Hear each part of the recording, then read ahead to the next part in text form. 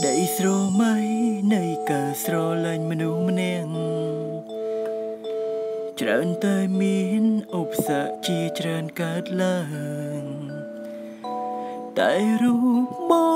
ងខំប្រឹងតាមស្នេហ៍ស្រីជាយូរហើយតាមបងគិតអូនទុកបងជាមិត្តភក្តិព្រោះវល់លាក់មិនចង់គិតរឿងស្នេហា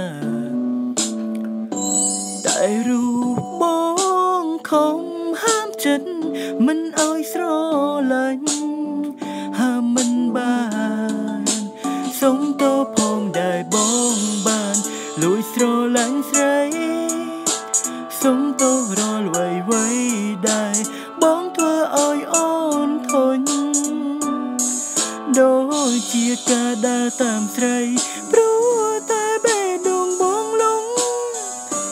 លើរូបស្រីសូមកុំខឹងនឹងបងបើបងសួរទៅស្រីពាក្យ5ម៉ាត់មានន័យថា I love you baby តើអូនព្រមទទួលបងធ្វើជា